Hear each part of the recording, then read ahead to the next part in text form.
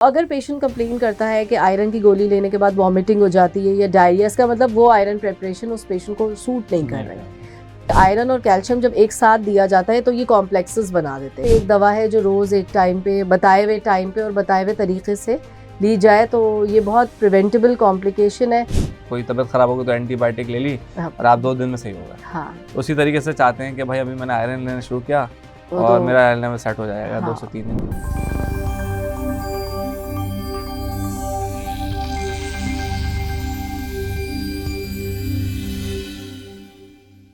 अस्सलाम वालेकुम, मेरा नाम मोहम्मद ज़फ़र फयाज़ है और आप देख रहे हैं फैम टीवी। आज के हमारे सेगमेंट का नाम है आयरन फॉर द फ्यूचर। आज के सेगमेंट में हमारे साथ जो मेहमान हैं वो किसी तारीफ़ के मोहताज नहीं, तो मैं शुक्रिया के साथ दावत देना चाहूँगा डॉक्टर सगीरा अंजुम, जो कि करेंटली इनरोल्ड हैं फ़ज़ाइया मेडिकल कॉलेज के साथ और उसके साथ साथ इनकी अपनी कंसल्टेंट प्रैक्टिस है दारुस्सलाम हॉस्पिटल में। अस्सलाम वालेकुम मैम, कैसे हैं? वालेकुम अस्सलाम। ठीक है, खैरियत से? जी, अल्लाह का शुक्र, खैरियत से। शुक्रिया, आपने बिजी स्केड्यूल से टाइम निकाला हमारे नहीं, लिए। आपका भी शुक्रिया कि आपने ये फोरम पे इनवाइट किया, तो I am obliged. Thank you so much. बस कुछ चीज़ें जिस तरीके से आप जानती हैं, गायनी के हवाले से एक बेसिक सा एक इशू हमें कॉमन सुनने को मिलता है। जैसे ही एक फीमेल जो है प्रेगनेंसी की फेज़ में आती है आयरन की कमी का, तो ये तो बॉर्डर टर्म है, तो इसमें बस ये जानना चाहता हूँ, जब ये डेफिशिएंसी हो जाती है तो ये परमानेंट रहती है या हम इसको ओवरकम कर सकते हैं? नहीं, परमानेंट तो नहीं होती है। ये दवाएं वगैरह जो दी जाती हैं हमल के दौरान, जो कि नॉर्मली जब डॉक्टर के पास पेशेंट जाती है प्रेग्नेंट होने के बाद, तो वो डॉक्टर उसको दवाएं दे रहा होता है, शुरू से ही भी दे रहा होता है जैसे ही तो अगर वो बाकायदगी से ले तो खून की कमी होती भी नहीं है हमल के दौरान। अच्छा। इसको अवॉइड किया जा सकता है। सिर्फ एक दवा है जो रोज़ एक टाइम पे बताए हुए टाइम पे और बताए हुए तरीके से ली जाए तो ये बहुत प्रिवेंटेबल कॉम्प्लिकेशन है। और हमारे मुल्क, क्योंकि हम थर्ड वर्ल्ड कंट्रीज़ में आते हैं, तो इसलिए थोड़ा सा डाइटरी डेफिशिएंसी, हमारा सोशो इकोनॉमिक स्टेटस और अवेयरनेस की कमी की वजह से यहाँ ज़्यादा है, कॉमन है। अदरवाइज़ जो डेवलप्ड कंट्रीज़ हैं उधर इतनी कॉमनली ये देखी भी नहीं जाती, उनके न्यूट्रिशनल स्टेटस को मद्देनज़र रखते हुए। अच्छा मैडम, एक चीज़ जानना चाहूँगा, एक फीमेल है जिनकी अभी शादी नहीं हुई और उनकी शादी होनी है, जिस तरीके से हमारे यहाँ जो हम मिडिल क्लास फैमिली है वो प्लान करती है 1 साल पहले ताकि वो चीज़ें हो जाएं, तो जब प्लान हो जाए तो उसी वक्त से आप अपनी डाइट में क्या चीज़ों का ख्याल रखना शुरू कर दें, क्योंकि जब आप प्रेगनेंसी के फेज़ में आएंगे तो कुछ ना कुछ एचबी लेवल नीचे आएगा किसी ना किसी वजह से, क्योंकि एक नई जान आपके साथ एडिशन हो जाती है। नहीं, और कुछ चेंजेस भी प्रेगनेंसी में ऐसी होती हैं जिसकी वजह से एक नॉर्मल फीमेल का भी हीमोग्लोबिन, या जिसको हम जिसमें लेमैन टर्म में अगर हम कहेंगे कि खून की कमी हो जाती है। तो देखिए, अगर लड़की शादी की उम्र में हो या प्लान्ड हो तो आइडियली तो होना यही चाहिए कि उसका हीमोग्लोबिन स्टेटस पहले से पता होना चाहिए कि भाई खून की कमी पहले तो नहीं है। खून की कमी बहुत सारी वजूहात हो सकती है, खुराक की वजह से भी हो सकती है, किसी को माहवारी अगर ज़्यादा आती हो उसकी वजह से भी हो सकती है, ठीक है। वर्म इन्फेस्टेशन या अनबॉइल्ड वाटर जो कि हमारे यहाँ बहुत कॉमन है, लोग पीते हैं या फिल्टर्ड है, उसके ज़रिए भी वर्म्स पेट के अंदर जा सकते हैं, जिसकी वजह से खून की कमी वो का एक बहुत बड़ा रीज़न है। मैम लेकिन हमारे यहाँ इतना रुझान थोड़ी है कि शादी से पहले कोई एचबी टेस्ट करवा रहा हो कि मेरी एचबी क्लिनिकल, हाँ, इसके लिए आप एचबी अगर ना भी करवा रहे हो तो जैसे डॉक्टर से एडवाइस भी ली जा सकती है। पहले से बेहतर होता है कि एटलीस्ट 3-4 महीने पहले तो आप करा लें एक टेस्ट। इतना एक्सपेंसिव भी नहीं होता है कि आप एक हीमोग्लोबिन, या फिर डॉक्टर कुछ सिम्टम्स देखकर भी पता चल सकता है कि खून की कमी अगर होती है तो एग्जामिनेशन से, या मरीज़ के कुछ अलामात होती हैं जिससे पता चल जाता है कि खून की कमी तो नहीं हो रही है मरीज़ को। तो ये सिंपल चीज़ें हैं जो कि पहले से अगर पता हो तो ये एक प्रिवेंटेबल कॉम्प्लिकेशन है जो नहीं होगी पेशेंट को। अच्छा मैम, इसके साथ एक और चीज़ के, अगर एक पेशेंट है वो सप्लीमेंट पे आ गया है, डॉक्टर ने उसको आयरन की दवाई लिख दी है, तो उसके अंदर मल्टीपल ऑप्शंस हैं उसके पास कि सिंपल वो आयरन ले रहा है या आयरन के साथ अब तो मार्केट में विटामिन सी B12 कॉम्बिनेशन के साथ आ गए, तो कितना इम्पैक्ट करेगा एक सिंपल आयरन और दूसरा आयरन जो कि सप्लीमेंट के तौर पे कॉम्बिनेशन में ले रहा है विटामिन सी B12? देखिए आयरन जब दिया जाता है ना, तो आयरन अमूमन फॉलिक एसिड के साथ कंबाइन किया जाता है, ठीक है। विटामिन B12 कुछ खून की कमी ऐसी होती है जो विटामिन B12 की वजह से होती है, वो फिर हम ब्लड टेस्ट से हमें पता चल रहा होता है उसके बारे में, उसके लिए फिर अलहदा से विटामिन B12 देना होता है। विटामिन C बेसिकली आयरन की जो बॉडी में एब्जॉर्प्शन है उसको इम्प्रूव कर देता है। तो अगर हम सिंपल मरीज को अगर ये कहे ना कि वो आयरन की गोली ले, उसके साथ लेमनेड ले ले, या विटामिन C की कोई टैबलेट ले ले, या कोई ऐसी प्रिपरेशन जिसके अंदर विटामिन C एडेड हो, तो वो सिर्फ उसकी एब्जॉर्प्शन को इंक्रीज करेगा, आयरन जो कि दिया हुआ होगा दवाई के अंदर। और अगर B12 शामिल कर दें उसमें कितनी एडिशन हो जाएगी? B12 का डायरेक्ट आयरन की जैसे की कमी से डायरेक्ट ताल्लुक नहीं होगा। मतलब उसको कोई कैटर नहीं कर रहा होता? नहीं, वो उसकी अलहदा इंडिकेशंस होती हैं। जो B12 विटामिन B अगर दिया जाता है तो सही है, ठीक है, उसकी अलहदा खून की कमी होती है जो विटामिन B12 या फॉलिक एसिड की वजह से जो होती हैं, उनके लिए फिर हमें आयरन अगर हम देंगे तो मरीज को उससे असर नहीं करेगा वो। हाँ, आयरन की अगर कमी होगी तो आयरन ही देना पड़ेगा, फॉलिक एसिड या फिर B12 की कमी होगी तो वही देना पड़ेगा, उसी से फिर आपका जैसे कहते हैं ना खून की कमी या जो हीमोग्लोबिन है वो इम्प्रूव होगा। अच्छा मैम, जिस तरीके से कहते हैं कि आपने अगर सुबह आयरन लिया तो साथ उसके कैल्शियम ना लें, बिल्कुल थोड़ा सा गैप कर लें। हाँ, तो कितना गैप करें और कौन कौन सी चीज है जो कि आयरन जब मैं ले रहा हूँ, एक पेशेंट ले रहा है, तो उस दौरान उसके कुछ टाइम तक वो चीजें ना ले, तो जरा आप मेरी ऑडियंस देखिए आयरन जब ले रहे हो सुबह का टाइम इसलिए कहा जाता है कि भाई आप सुबह के टाइम ले लें, नाश्ते के साथ थोड़ा सा नौजिया या वॉमिटिंग होता है। दूसरा एम्प्टी स्टमक एब्जॉर्प्शन भी ज़रा बेहतर होती है। कैल्शियम के साथ पेशेंट्स को हम इसलिए मना कर रहे होते हैं क्योंकि आयरन और कैल्शियम जब एक साथ दिया जाता है तो ये कॉम्प्लेक्सेस बना देते हैं और फिर ये बॉडी के अंदर एब्जॉर्ब नहीं होता। बेसिकली वो उसकी एब्जॉर्प्शन को प्रिवेंट कर रहे होते हैं। अच्छा, बिल्कुल। तो अगर आप मरीज तो आपको कहेगा कि मैं तो आयरन भी बाकायदगी से ले रहा हूँ, कैल्शियम भी, लेकिन जब आप महीने भर बाद उसका टेस्ट कराएंगे तो वो उतने का उतना ही होगा, ना बेहतरी कोई नहीं आएगी। दूसरा, जब आयरन की गोली ले रहे होते, एक बहुत सारी मार्केट में प्रिपरेशंस अवेलेबल हैं, ओरल फॉर्म में भी होती हैं, सिरप के फॉर्म में, टैबलेट के फॉर्म में। तो अगर पेशेंट कंप्लेन करता है कि आयरन की गोली लेने के बाद वॉमिटिंग हो जाती है या डायरिया, इसका मतलब वो आयरन प्रिपरेशन उस पेशेंट को सूट नहीं कर रही। तो अगेन वो फिर जब वो सूट ही नहीं कर रही तो वो कैसे इफेक्टिव होगी। दूसरा, अगर कॉफ़ी या चाय इसके साथ लिया जाए तो अगेन, या दूध के साथ, ये हमारे यहाँ एक नॉर्मल बड़ा कॉन्सेप्ट है ना, मरीज के दूध के साथ हर दवा लेनी होती है। तो दूध के भी साथ अगर लेंगे, दूध में अगेन कैल्शियम होता है तो वो उसकी एब्जॉर्प्शन को प्रिवेंट कर देगा, तो वो फायदा कोई खास नहीं होगा पेशेंट को। और इसके साथ साथ अब मैम अगर जानना चाहूँ कि वो कौन सी डाइट है, जिस तरीके से हमारे पाकिस्तान में अभी फाइनेंशियल इश्यूज बिल्कुल अचानक से हर चीज की प्राइस इंक्रीज हो गई है, तो लोगों का बजट जो है वो बहुत ज्यादा लिमिटेड होता है। देखिए एक तो उसमें कौन सी चीज वो अपनी ग्रोसरी में ऐड कर ले, क्योंकि स्पेशलाइज अगर आयरन की कमी के लिए वो डाइट ऐड करेगा तो उसकी कॉस्ट बिल्कुल, तो अपनी ग्रोसरी में कौन सी ऐसी चीज ऐड कर ले जिसकी वजह से वो आयरन फीमेल ले रही है हमारी खवातीन, तो उसको कैटर कर सके। बेसिकली ये आप मेरे ख्याल से आपका क्वेश्चन है कि जो अवेलेबल भी हो आपकी ग्रोसरी में और वो मरीज फाइनेंशियल इंपैक्ट ना है, क्योंकि अगर खास तौर पे कोई चीज ले रहे हैं तो उसके कॉस्ट है। बिल्कुल। देखिए एक सिंपल ये होता है कि बेस्ट अगर हम कहें ना, आयरन का जो बेस्ट सोर्स होता है वो मीट होता है, वो भी रेड मीट, जो कि जैसे आपने बताया कि फाइनेंशियल कॉस्ट की वजह से इट्स वेरी एक्सपेंसिव कि मैं पेशेंट से कहूँ कि रोज आप गोश्त खाएं, ठीक है, नहीं खा सकता। तो बेटर ये होता है जैसे दालें, हर किस्म की जो दाल होती है जो तमाम कॉमनली हमारे तमाम घरों में पक रही होती है, दालें एक अच्छा सोर्स होता है आयरन का। इसी तरह रेड बीन्स होते हैं, लोबिया, लाल लोबिया हम जिनको कहते हैं, ये भी एक बहुत अच्छा सोर्स होता है। तो वो पेशेंट अपनी डाइट के अंदर हमल के दौरान ऐड कर सकता है, कन्वीनियंट भी होता है, आपने एक्स्ट्रा थोड़ा सा ये चीज़ें ले ली हैं। दूसरा, उसके अलावा खजूर एक बहुत अच्छा सोर्स है। अगर आपने एक बॉक्स भी एक महीने में परचेज़ कर लिया है तो अगेन उसकी कॉस्ट बहुत ज़्यादा तो नहीं होती है, आप नॉर्मल भी कोई चीज़ ले रहे होते हैं और वो ख़राब भी नहीं होगा। अगर आपने टेबल के ऊपर भी रख दिया, उसकी शेल्फ लाइफ भी है। अगर 1 से 2 खजूर भी पेशेंट डेली खजूर के ले लेती है तो वो भी एक बहुत अच्छा सोर्स होता है आयरन का। तो ये कुछ चीज़ें ऐसी हैं जो हम अपनी डाइट, और हरी सब्जियां हम जितनी कहते हैं, आयरन और जो फॉलिक एसिड होता है वो बहुत अच्छे सोर्सेज होते हैं उनमें।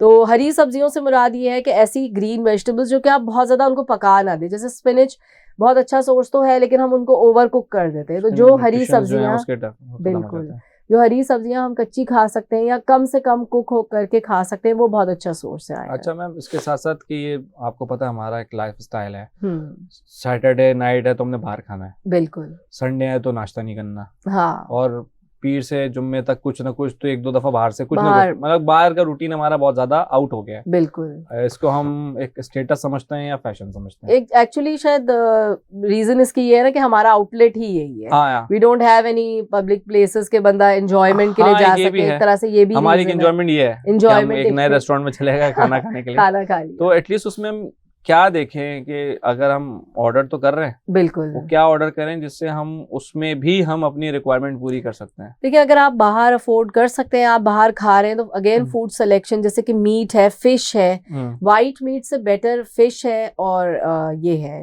रेड मीट, तो वो seafood again is very good source iron का। तो इस चीज़ों को हम ये ऑर्डर करके खा सकते हैं, ठीक है। कार्बोहाइड्रेट्स या कार्ब्स ज़्यादा लेने के बजाय मीट और पल्सेस या दालों पे या उसकी बनी हुई डिफरेंट फॉर्म्स में चीज़ें अवेलेबल है, उन पे हम अगर फोकस करें तो अगेन वो एक अच्छा सिलेक्शन होगा।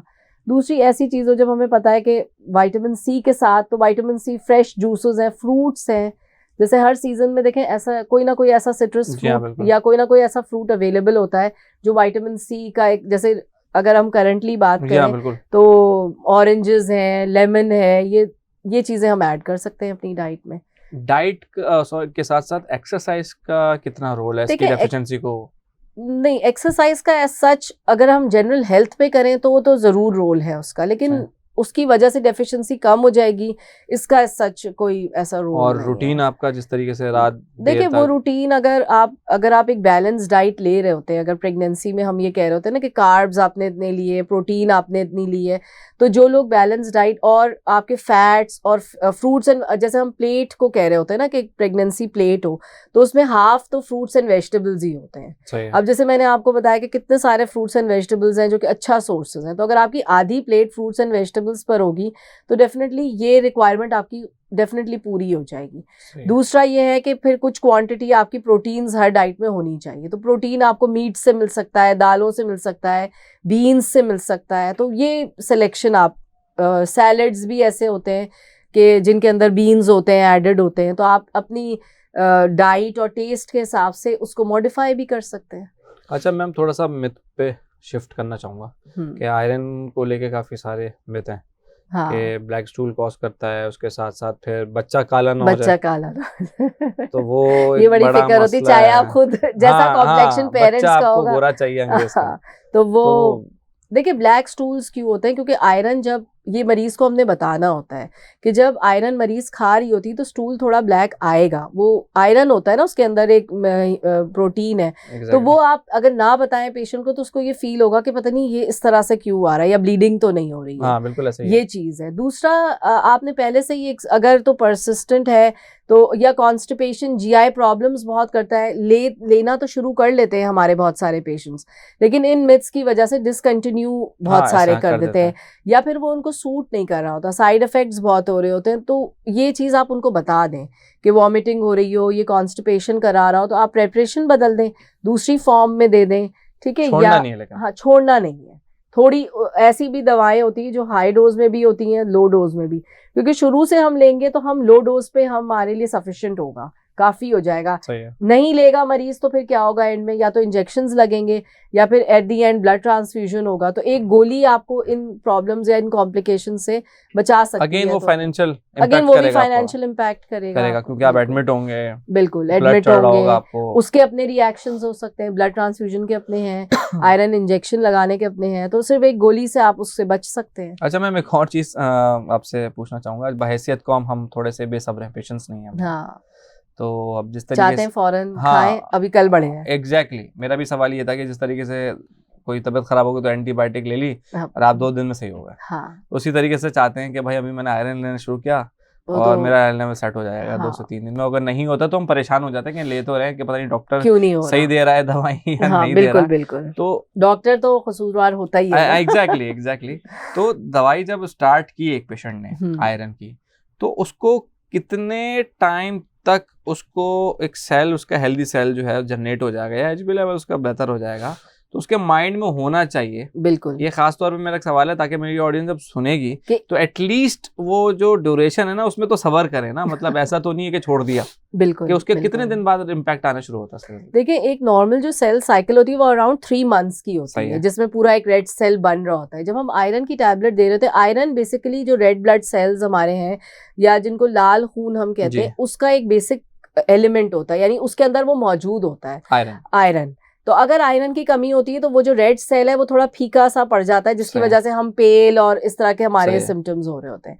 तो जब वो साइकिल ही 3 मंथ्स का है, जब हम दवाई देना शुरू कर रहे होते हैं तो दवा अपना असर करने में मिनिमम 2 वीक्स लेती है शुरू करने में, ठीक है। कंप्लीट तो वो 1 महीना अराउंड लेगी, यानी कि जो ब्लड टेस्ट में इम्पैक्ट है वो 2 हफ्तों से पहले नहीं आएगा। अच्छा, बिल्कुल। तो मतलब कोई भी अगर पेशेंट ले रहा है बिल्कुल तो एटलीस्ट वो 2 से 3 हफ्ते सेफ साइड के लिए, और वो भी उस सूरत में कि अगर आपको, जैसे मैंने बताया, आपने उस तरह लिया, उस तरीके से डोज ली कि मतलब उसकी एब्जॉर्प्शन भी उतनी अच्छी हुई, कैल्शियम के साथ नहीं ली, वॉमिटिंग नहीं हुई, डायरिया नहीं हुआ। क्योंकि जो आयरन की गोली आप कितनी भी अच्छी या किसी भी ब्रांड की आप अगर दे रहे होते हैं तो उस गोली का सिर्फ 10% बॉडी एब्जॉर्ब करती है, ये रूल है उसका, ठीक है।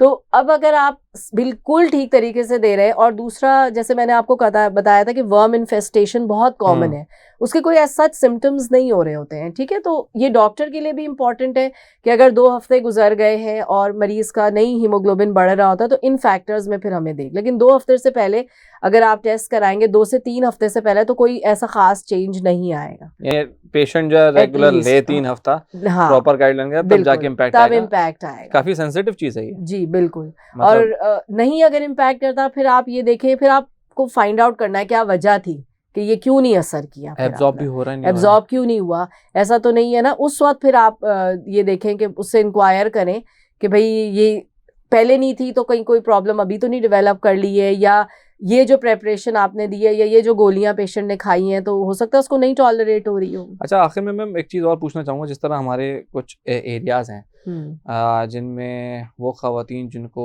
फ़ोन यूज़ नहीं करती, सर्च आउट नहीं करती, क्योंकि आज जो हमारी यंग मॉम्स हैं वो सर्च आउट पहले करती हैं, बाद में डॉक्टर के पास जाती हैं। लेकिन जो हमारी वो कुछ एरियाज़ जहाँ पे नेट का इशूज़ है, मोबाइल यूज़ करना, टेक्नोलॉजी बेसिकली अगर मैं कहूँ थोड़ा सा पीछे हैं, उसको अगर आयरन की डेफिशिएंसी हो गई है इन प्रेगनेंसी, तो वो कैसे अज्यूम करे, वो अपने क्या सिम्टम्स देखे कि वो खुद देख ले कि हाँ यार मुझे ऐसा लग रहा है कि मैं कंसल्ट कर लूँ डॉक्टर को, तो वो कौन से सिम्टम्स? देखिए, हमारे यहाँ जनरली बहुत सारी मोर देन 50% खवातीन हमल होते ही, आइडियली तो जैसे ही हमल पॉजिटिव हो या प्रेगनेंसी हो जाए तो डॉक्टर के पास जाना चाहिए, लेकिन हमारी आधी से ज़्यादा पॉपुलेशन अपने सिचुएशन की वजह से नहीं जा पाती।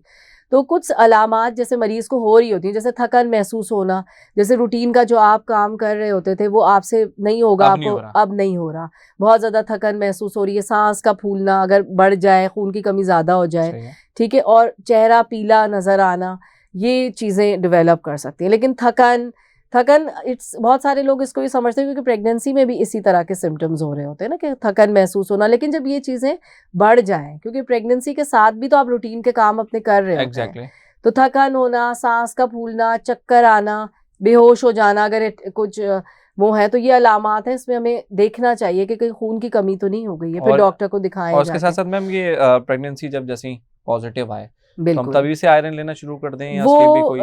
देखिए, आयरन ले सकते हैं शुरू से, लेकिन क्योंकि पहले 3 महीनों में, जैसे ये तो सब सारी माओं को पता होता है कि उल्टी मतली की कैफियत माओं में ज्यादा होती है, तो जब भी आयरन दिया जाता है तो पहले 3 महीनों में ऑलरेडी वॉमिटिंग हो रही है, तो आयरन के एक कॉमन साइड इफेक्ट है कि ये उल्टी मतली कराता है, नॉजिया वॉमिटिंग। तो आइडियली हम ये देखते हैं कि आयरन डाइटरी एडवाइस दे देते हैं और 3 महीनों के बाद हम आयरन शुरू करते हैं, प्रॉपर आयरन सप्लीमेंटेशन। सही। आखिर में मैम शुक्रिया आपने इतना हमें टाइम दिया। आखिर में एक रिक्वेस्ट आपसे करूँगा कि हमारी ऑडियंस को आप कोई मैसेज देना चाहें, या न्यू मॉम्स जो हैं, जो टेक्नोलॉजी मॉम जिनको मैं कहूँगा, उनको कोई मैसेज देना चाहें, जो एक हमारी अम्मी जो 2000 वाली जनरेशन वाली मॉम थी, तो उनका एक्सपीरियंस होता है अलग, जो कि अभी एक्सेप्टेंस नहीं आ पाती न्यू मॉम्स में, बिल्कुल, तो उनको अगर मैसेज देना चाहें तो आखिर में? देखिए, मेरी एडवाइस एक यही है कि खुराक अगर आप वो लेंगे, जैसे कहते हैं ना कि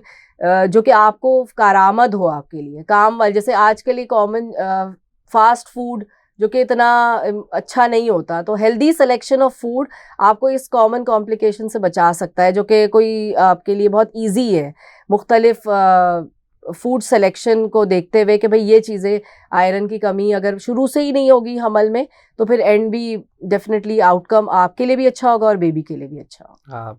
thank you so much ma'am, आपने हमें टाइम दिया। Thank Okay. यू। इंशाल्लाह अगले सेगमेंट में एक और मेहमान के साथ हम हाजिर होंगे आपके सामने। तब तक के लिए अल्लाह हाफ़िज़।